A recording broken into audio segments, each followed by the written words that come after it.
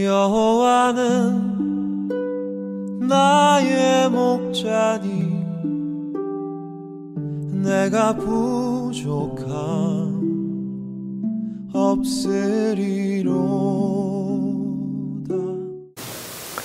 할렐루야, 반갑습니다. 오늘도 매일 예배에 참석하신 모든 성도님들을 환영하고 축복합니다. 다 같이 사도신경으로 신앙 고백 하시겠습니다. 전능하사 천지를 만드신 하나님 아버지를 내가 믿사오며 그 외아들 우리 주 예수 그리스도를 믿사오니 이는 성령으로 잉태하사 동정녀 마리아에게 나시고 본디어 빌라도에게 고난을 받으사 십자가에 못 박혀 죽으시고 장사한 지 사흘 만에 죽은 자 가운데서 다시 살아나시며 하늘에 오르사 전능하신 하나님 우편에 앉아 계시다가 저리로서 산자와 죽은 자를 심판하러 오시리라. 성령을 믿사오며 거룩한 공예와 성도가 서로 교통하는 것과 죄를 사하여 주시는 것과 영원히 사는 것을 믿사옵나이다. 아멘. 다 같이 새 찬송가 380장, 통일 찬송가 424장, 나의 생명 되신 주 찬양하시겠습니다.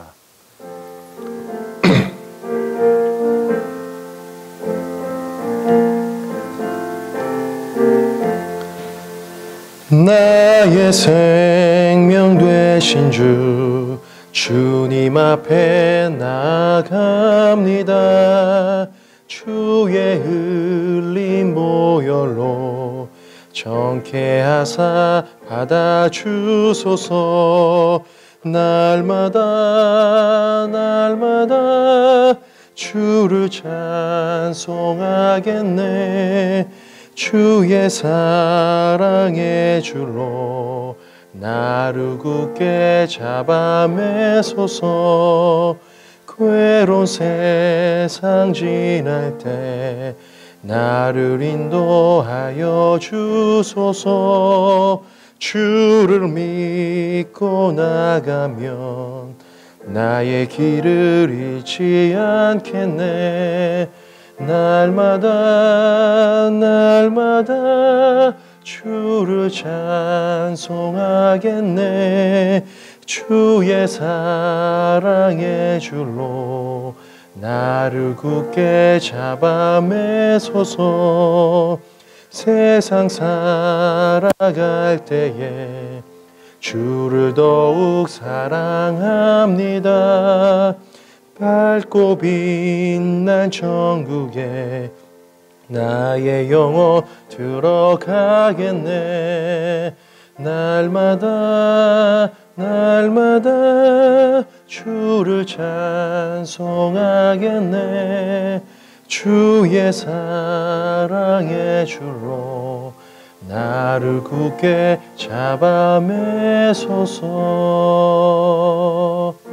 아멘.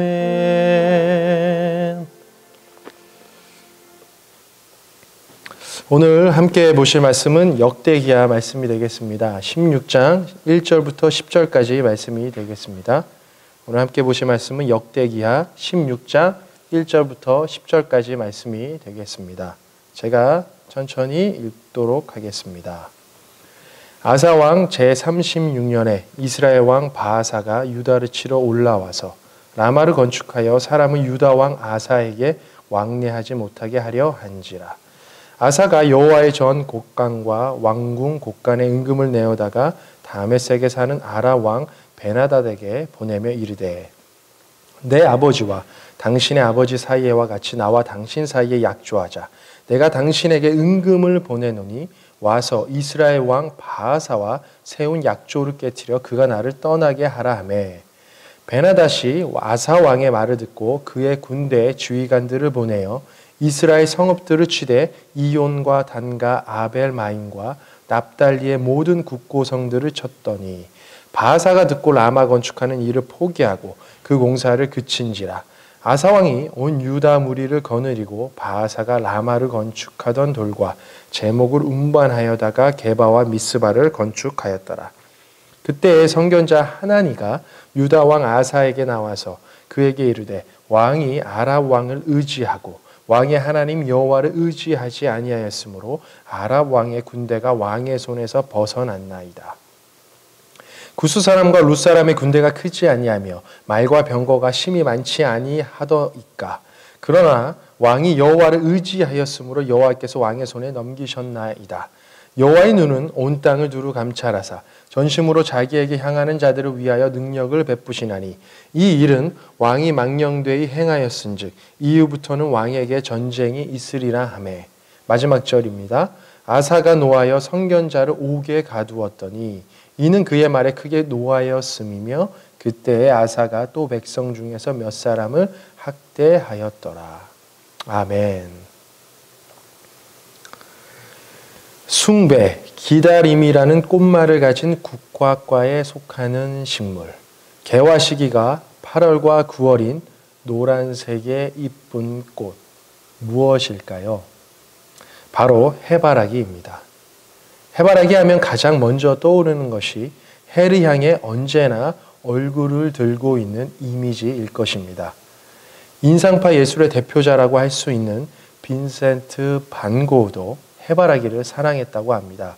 무려 12점을 그렸다고 하죠. 이 생의 마지막은 해바라기만 그렸다고 알려져 있습니다. 그런데 여러분, 그거 아십니까? 사실 해바라기 꽃은 해를 따라 움직이지 않는다고 합니다. 해바라기는 생장에 필요한 영양분, 광합성이 절대적으로 필요합니다. 그래서 녹색 꽃 봉우리와 줄기, 그리고 잎의 끝 부분만 해를 따라서 동쪽에서 서쪽으로 움직입니다. 그러다 꽃이 피면 무게 때문에 꽃차례는 대부분 남쪽을 향해 고개를 숙인 채 잘 움직이지 못한다고 합니다. 즉, 꽃이 활짝 핀 후에도 줄기와 잎이 여전히 해를 향해 동에서 서로 움직이기 때문에 해바라기 꽃 전체가 해를 따라 움직이는 것처럼 느껴지는 것이라고 합니다. 이유가 어떠하든 해바라기에 있어서 해는 절대적으로 필요한 존재인 것입니다. 해를 생각하지 않고 해바라기를 떠올릴 수 없는 것이죠. 해를 통해 해바라기는 필요한 영양분을 얻고 꽃으로서의 아름다움을 완성하는 것입니다. 하나님께서 창조하신 그 목적 그대로 말입니다. 노란색이 주는 밝은 이미지, 그리고 해만을 바라보는 지고지순한 사랑의 모습. 이러한 뜻에 빗대어 신앙인들을 위해 생긴 단어가 있지 않습니까? 주바라기. 늘 주님만 바라보고 의지하고픈 소망에 생긴 단어 아니겠습니까? 주바라기. 주님만이 절대적으로 저희 삶을 풍족하게 채우시는 공급자, 그리고 저희 인생을 빛나고 영광스럽게 하시는 분임을 믿는 믿음의 고백이 담겨져 있는 것이죠. 자, 그렇다면 늘 쉽지 않는 인생길 가운데 어떻게 주님만 바라보는 주바라기 같은 인생을 살 수 있을까요? 오늘 이 아침 아사왕 말년의 이야기를 통해 두 가지를 생각해 보고자 합니다. 주님만 바라보고 의지하는 주바라기 인생을 살기 위해서 하나님이 주시는 첫 번째 레슨, 바로 하나님의 은혜를 잊지 않고 늘 기억해야 합니다. 다윗 이후 왕사의 이야기, 역대기 하의 특징 중 하나는 바로 남유다 역사를 자세히 볼 수 있다는 것입니다. 열왕기상에 없던 이야기가 있는 것이죠. 즉 열왕기가가 배경 처리만 하고 지나갔던 남방 유다의 이야기를 자세히 볼 수 있다는 것입니다. 그렇다면 왜 에스라는 남방 유다 이야기에 집중하고 있는 것일까요? 바로 남방 유다 역사가 하나님의 대리 통치자 다윗 가문으로 이어져 나가는 왕사이기 때문입니다. 르호보암을 따라 흐르는 이 다윗 혈통, 신약에 가서 누구로 완성됩니까? 바로 구원자 예수 그리스도입니다. 솔로몬 시대를 지나 남북이 갈라지고 그 다음 르호보암으로부터 출발하는 이 남유다 역사를 크게 네 가지로 볼 수 있습니다. 첫 번째는 남북의 분열 시기입니다. 두 번째는 북이스라엘에 없던 선한 왕들이 등장하는 것입니다. 세 번째는 아수르의 고난받는 시기. 마지막으로는 결국 바벨론에게 망하는 이야기로 볼 수 있습니다. 오늘 본문 말씀 16장은 바로 14장부터 등장하는 남유다의 제3대 왕인 아사왕의 말년 이야기입니다. 아사왕, 어떤 왕이었습니까? 하나님의 대리 통치자였던 다윗의 길을 따르고자 했던 남유다에서 처음으로 선한 왕이라고 칭찬을 들은 사람이었습니다. 모든 이방 제단과 산당, 아세라 목상, 태양상을 다 없애버리는 첫 번째 종교 개혁을 일으키지 않았습니까? 그리고 유다 사람에게 명령하여 하나님의 말씀을 찾게 하고 그 명령에 순종하게 했던 믿음의 사람이었습니다. 또한 구스 사람들이 전쟁을 일으켜 대적했을 때에도 아사왕은 자신의 군대와 힘을 믿은 것이 아닌 하나님을 의지함으로 승리했던 사람이었습니다. 누구보다 하나님만 바라봤던 주바라기 사람이었습니다. 이 절정은 바로 역대기야 15장에서 볼 수 있습니다. 오뎃의 아들 아사랴에게 임한 하나님의 예언을 듣고 아사왕은 대대적인 제2차 종교개혁을 일으킵니다. 타락에서 거룩으로 가는 결단을 하게 되는 것이죠. 그것이 무엇이었습니까? 모든 백성들을 불러 모아 하나님만을 찾기로 언약을 맺습니다. 자, 드디어 다윗의 길을 따르는 또 다른 하나님의 대리 통치자가 나타났습니다. 하지만 너무 안타깝게도 아사왕의 말년은 이와 정반대의 모습을 보여줍니다. 도대체 무슨 일이 있었던 것일까요? 오늘 본문 말씀 1절부터 3절입니다. 제가 다시 읽도록 하겠습니다. 아사왕 제36년에 이스라엘 왕 바아사가 유다를 치러 올라와서 라마를 건축하여 사람을 유다 왕 아사에게 왕래하지 못하게 하려 한지라. 아사가 여호와의 전 곳간과 왕군 곳간에 은금을 내어다가 다메섹에 사는 아라 왕 베나닷에게 보내며 이르되 내 아버지와 당신의 아버지 사이와 같이 나와 당신 사이에 약조하자. 내가 당신에게 은금을 보내노니 와서 이스라엘 왕 바아사와 세운 약조를 깨뜨려 그가 나를 떠나게 하라. 아멘. 평화로웠던 아사왕 제36년에 즉 아사왕이 제2의 종교개혁을 일으키고 평화로웠던 10년이 지난 시점에 바아사가 라마를 점령해서 사람들이 아사왕에게 왕래하지 못하게 한 것입니다. 바아사, 그는 누구입니까? 여로보암의 아들 나답의 통치 2년 만에 쿠데타를 일으켜 북이스라엘의 제3대 왕으로 약 25년간 통치했던 왕이었습니다. 그는 무엇이 두려워 아사왕을 위협했던 것일까요? 역대기야 15장 9절 말씀에 나와 있습니다. 제가 읽도록 하겠습니다. 또 유다와 베냐민의 무리를 모으고 에브라임과 므낫세와 시므온 가운데에서 나와서 저희 중에 머물러 사는 자들을 모았으니 이는 이스라엘 사람들이 아사의 하나님 여호와께서 그와 함께 하심을 보고 아사에게로 돌아오는 자가 많았음이더라. 북이스라엘 사람들이 계속해서 남유다를 방문하고 아사왕에게 영향을 받아 자신의 백성을 잃을까 봐 두려웠던 것이었습니다. 그래서 남북 이스라엘을 관통했던 라마를 정복한 것이었습니다. 그런데 이 침략에 반응하는 아사왕의 행동이 이상합니다. 10년이면 강산이 변한다는 이야기가 있는데 사람도 변하는 것일까요? 하나님을 찾는 것이 아니라 사람을 먼저 찾습니다. 아라왕 베나닷을 찾습니다. 그런데 그냥 찾지 않습니다. 왕궁 곳간에 있는 금뿐만 아니라 구별하여 드렸던 하나님의 전에 있는 것까지 다 취해서 베나닷에게 도움을 요청합니다. 하나님만 바라보고 의지했던 그의 모습은 찾아볼 수 없습니다.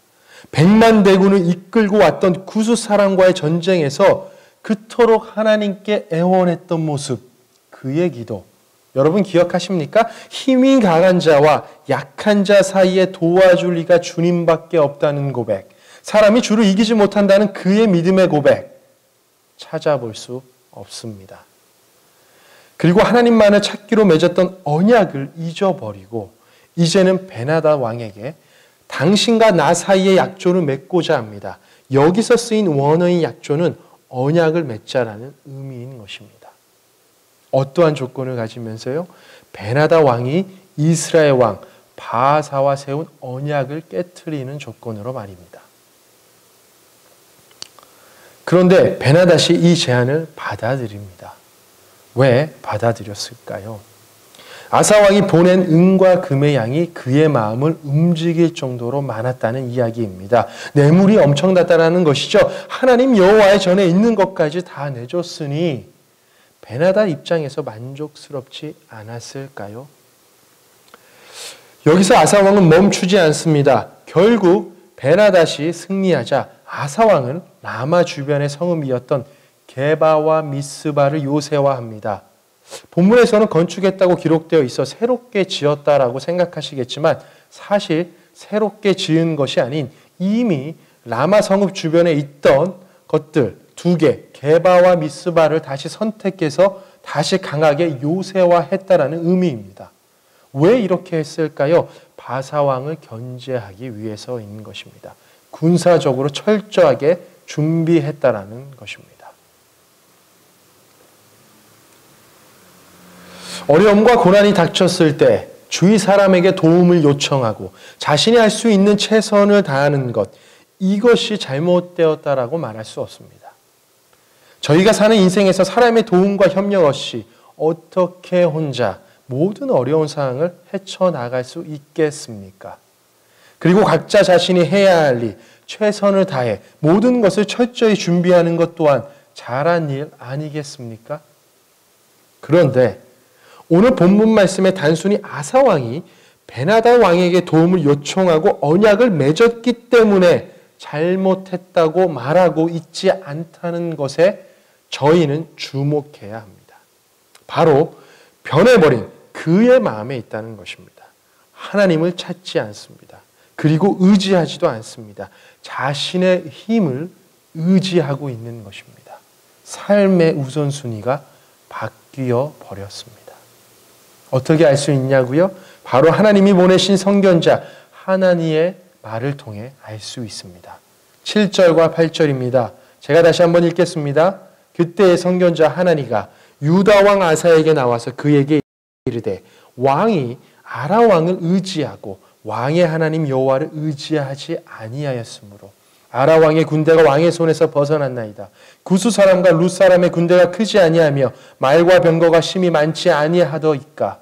그러나 왕이 여호와를 의지하였으므로 여호와께서 왕의 손에 넘기셨나이다. 자, 여기서 반복되는 단어가 있습니다. 무엇입니까? 바로 의지라는 단어입니다. 의지가 서로 다른 대상에게 상반되게 사용되고 있습니다. 시리아 왕인 베나닷을 의지했지만 하나님을 의지하지 않았다는 것입니다. 그래서 결과가 어떠했습니까? 손에서 벗어났다는 것입니다. 이것이 무슨 뜻일까요? 그토록 아사왕이 의지했던 대상이 손에서 미끄러졌다는 이야기입니다. 도망갔다는 이야기입니다. 쓸모없어졌다는 이야기입니다. 이와 반대로 하나님은 과거 아사왕의 모습을 상기시켜 줍니다. 구스와 룹의 전쟁, 현실적으로 이길 수 없었던 전쟁이었지만 아사왕이 하나님을 의지했더니 결과가 어떠했습니까? 바로 승리했습니다. 하나님을 찾고 의지했더니 승리했다는 것입니다. 왜냐하면 하나님이 이러한 분이시기 때문입니다. 9절입니다. 여호와의 눈은 온 땅을 두루 감찰하사 전심으로 자기에게 향하는 자들을 위하여 능력을 베푸시나니. 아멘. 저희가 믿는 하나님 이러한 분이십니다. 여러분 믿으십니까? 이러한 하나님을 의지했던 아사왕, 하나님은 그가 잊고 있었던 이 하나님의 은혜를 하나님을 통해 다시 말씀하고 계신 것입니다. 아사야, 너가 어떻게 승리할 수 있었는지 기억하니?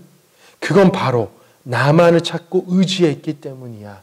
현실적으로 이길 수 없었던 모든 상황을 바꿀 수 있는 사람, 역전시킬 수 있는 분, 바로 너가 의지했던 나, 창조주 하나님이라는 것을 잊어버렸니? 사랑하는 성도 여러분, 하나님의 은혜를 잊지 않고 기억하는 것 중요합니다. 특히 어려움과 고난 앞에 이러한 행동은 다시 일어설 수 있는 놀라운 힘을 줍니다. 지금까지 인도하셨던 하나님의 은혜를 기억해 보십시오. 다 지나고 돌아보니 모든 것이 하나님의 은혜였습니다. 라고 고백할 수 있지 않으십니까? 비록 힘들고 절망하고 좌절했을 때 모든 것을 포기하고 싶을 정도의 아픔이 있었지만 이 어려움 앞에 하나님만을 바라보고 의지했더니 늘 좋은 것으로 채워주셨던, 그리고 믿음이 성장했다라는 사실에 감사할 수 있지 않으셨습니까? 아사 왕은 2번의 종교개혁으로 하나님의 칭찬과 축복을 받았습니다. 그가 나라를 다스리는 동안 늘 평안했습니다.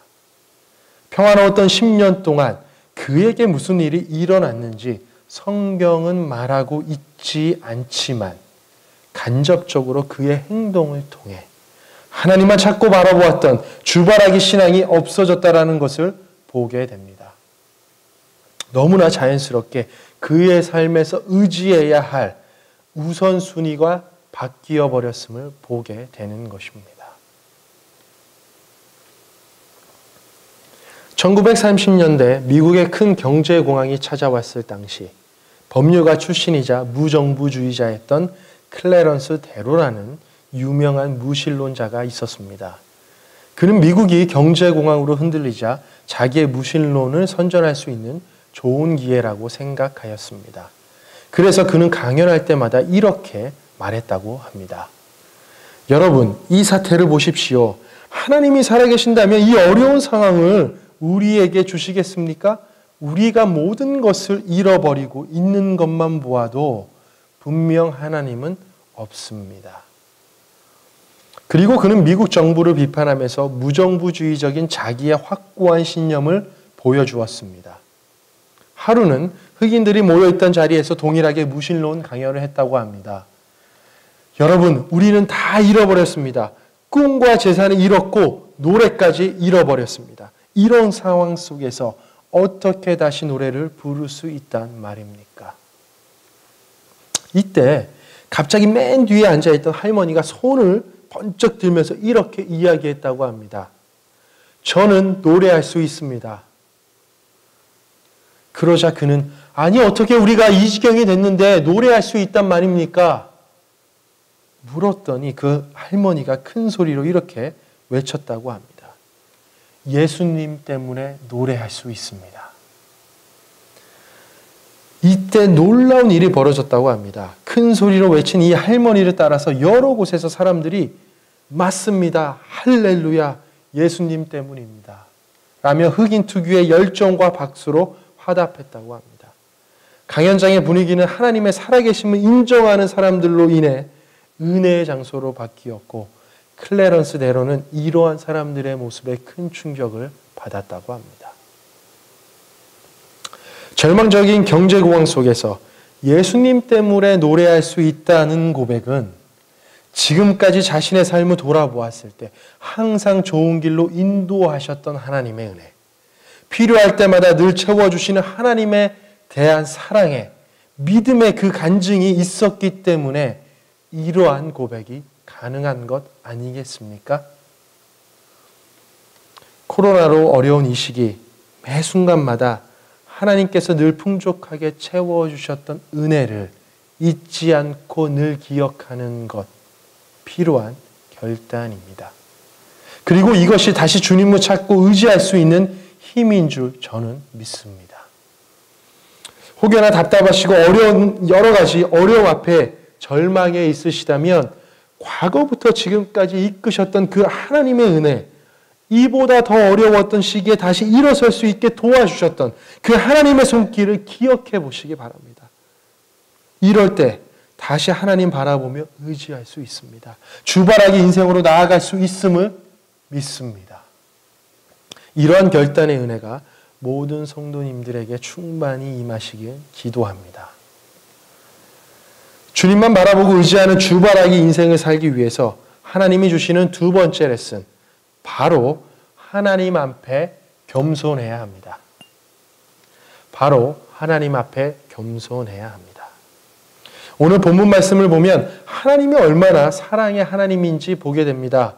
변해버린 아사왕에게 선견자 하나니를 통해 다시 한번 기회를 주시지 않습니까? 아사왕이 놓치고 있던 부분, 그의 과거의 모습을 어떠했는지 다시 상기시켜 줍니다. 그리고 창조주 하나님이 어떠한 분이신지 다시 한번 아사왕에게 한 번 더 알려줍니다.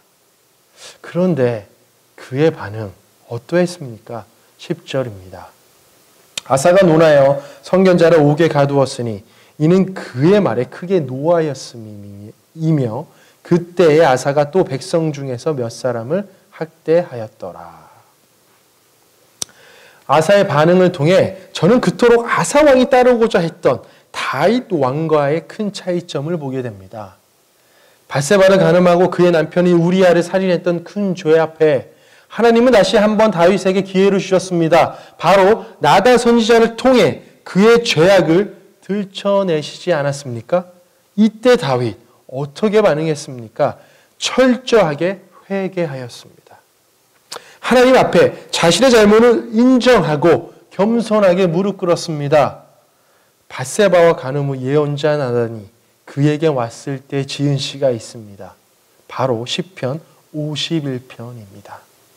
다윗의 회개, 처절하고 정말 겸손하게 하나님 앞에 자신의 죄를 실토합니다. 한번 읽어보시기 바랍니다. 그런데 이와 정반대로 아사왕은 오히려 분노합니다. 원어를 보면 가슴이 찢어질 정도로 화를 내었다라는 뜻입니다. 무엇이 그토록 그를 화나게 만들었을까요? 적반하장도 유분수라는 말이 딱 어울리는 반응이지 않습니까? 지금까지 평화롭게 나라를 이끌었던 사람은 아사왕이 아니라 하나님 아니었습니까? 그분의 은혜로 지금까지 아사는 왕의 자리에서 나라를 다스리고 있었던 건 아니었습니까? 사람이 변해도 너무 변해버렸습니다. 겸손했던 아사왕이 교만해져 버렸습니다. 하나님이 보내신 선견자를 옥에 가둡니다. 그런데 여기서 그는 백성 또한 학대합니다. 아사왕의 행동에 분노한 의로웠던 믿음의 사람들이 있었을 텐데 그 모든 사람들 또한 아사는 대적했다라는 것입니다. 왕의 자리에 앉아있으니 감히 그 어떤 사람이 자신의 잘못을 지적할 수 있겠습니까? 오직 하나님만이 하실 수 있었습니다. 아사왕, 하나님 앞에 겸손히 무릎 꿇고 회개했어야 했습니다. 비록 자신의 실수를 인정하는 것은 아픔이 따르지만 아사가 겸손했더라면 이것이 본인 자신을 다시 살리고자 하시는 하나님의 은혜라고 생각했을 것입니다. 여러분, 아사 왕의 말년 어떠했는지 아십니까? 오늘 읽지는 않았지만 같은 본문 12절 말씀 제가 읽도록 하겠습니다. 아사가 왕이 된 지 39년에 그의 발이 병들어 매우 위독했으나 병이 있을 때 그가 여호와께 구하지 아니하고 의원들에게 구하였더라. 마지막 자신의 삶을 마무리하는 순간에도 그는 생명의 주관자 되신 하나님을 찾지 않습니다. 다시 바라보지 않습니다. 그저 자신의 건강을 돌볼 수 있는 의사들에게 자신의 생명을 그저 맡겨버립니다. 당연히 몸이 아프면 의사를 찾는 것이 맞는 것이죠. 하지만 제가 앞에서 말씀드렸듯이 이건 단순히 사람을 찾는 문제를 말하는 것이 아닙니다. 그의 중심, 삶의 우선순위가 변했다라는 것을 의미합니다. 교만했다라는 것을 말합니다. 사랑하는 오클랜드 성도 여러분, 성경이 말하는 겸손의 뜻은 히브리어로 아나바, 자신을 낮추는 것을 의미합니다. 특히 잠언을 보시면 겸손한 자와 교만한 자의 차이를 보실 수 있지 않으십니까? 죄인인 저희는 하나님 앞에 연약한 피조물일 수밖에 없습니다. 완벽할 수 없습니다. 누구나 다 실수합니다. 그래서 죄를 짓고 절망하며 낙심할 때가 많지 않으십니까? 그런데 이 아픔 가운데 여전히 변함없으신 사랑의 하나님이 계신다는 사실을 잊지 마시기 바랍니다. 하나님 말씀 앞에 저희는 겸손해야 합니다. 그리고 믿음의 사람들로부터 얻는 진심 어린 조언에 그 반응에 겸손하게 대해야 될 필요가 저희에게 있습니다. 겸손한 사람은 자신이 혼자 이 세상을 살아갈 수 없음을 고백합니다. 마치 해바라기에게 해가 절대적으로 필요하듯이 하나님, 당신이 필요합니다 라고 고백할 수 있습니다. 겸손한 사람은 또한 자신의 실수를 인정하며 그분께 회개함으로 나아가는 사람입니다. 그래서 여호와 하나님을 다시 찾고 바라보며 의지하는 사람입니다. 오늘 이 아침 주바라기 신앙으로 그분을 다시 찾고 의지하고자 하신다면 지금까지 부어주신 하나님의 은혜를 잠시나마 두 눈을 감고 묵상해 보시면 어떨까요? 지금 잠시 두 눈을 감고 이끄셨던, 은혜로 풍족하게 채워주셨던 그 하나님의 은혜 생각해 보면 어떨까요?